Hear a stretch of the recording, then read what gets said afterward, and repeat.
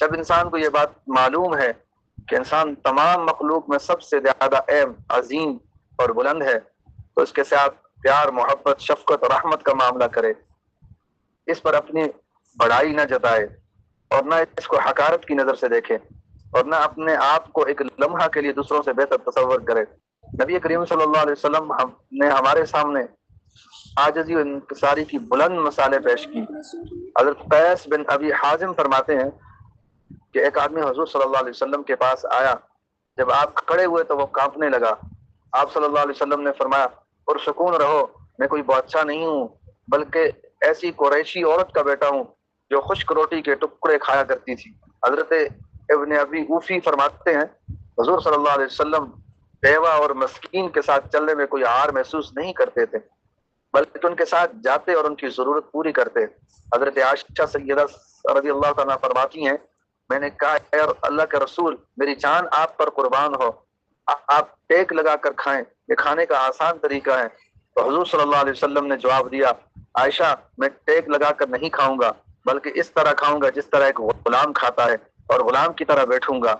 حضرت ابو ہریرہ رضی اللہ تعالیٰ سے روایت ہے، مسجد نبوی شریف کی تعمیر کے وقت تمام صحابہ کرام اینٹیں اٹھا رہے تھے اور آپ صلی اللہ علیہ وسلم بھی ایک عام مزدور کی طرح کام کر رہے تھے۔ فرماتے ہیں میں نے حضور صلی اللہ علیہ وسلم کو دیکھا، آپ کے پیٹ پر بھی پتھر بندھا ہوا ہے۔ میں نے خیال کیا کہ اس پتھر نے حضور صلی اللہ علیہ وسلم کو مشقت میں ڈال دیا، تو فرماتے ہیں میں نے کہا اے اللہ کا رسول، یہ پتھر مجھے دے دیں۔ تو آپ صلی اللہ علیہ وسلم نے فرمایا، اے ابو ہریرہ، اس کے علاوہ کوئی اور پتھر لو، اور حقیقی زندگی تو آخرت کی زندگی ہے۔ حضور صلی اللہ علیہ وسلم کی زندگی انسانیت کے لیے ایک نمونہ تھی۔ آپ صلی اللہ علیہ وسلم اللہ کے ہاں ساری مخلوق سے افضل ہیں، اعلیٰ اخلاق سے مزین ہیں، آپ میں اعلیٰ درجے کی تواضع تھی۔ یہ کیسے نہ ہو جبکہ اللہ تعالیٰ نے آپ کے بارے میں ارشاد فرمایا، بلا شبہ آپ اخلاق کے اعلیٰ مرتبے پر فائز ہیں۔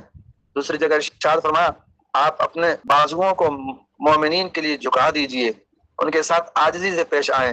قرآن کریم نے تکبر، خود پسندی، غرور کی مذمت کی ہے۔ تم زمین پر اکڑ کر نہ چلو، وَلَا تَمْشِي فِي الْأَرْضِ مَرَحًا، نہ تم زمین پھاڑ سکتے ہو، نہ ہی پہاڑوں کی بلندیوں کو پہنچ سکتے ہو۔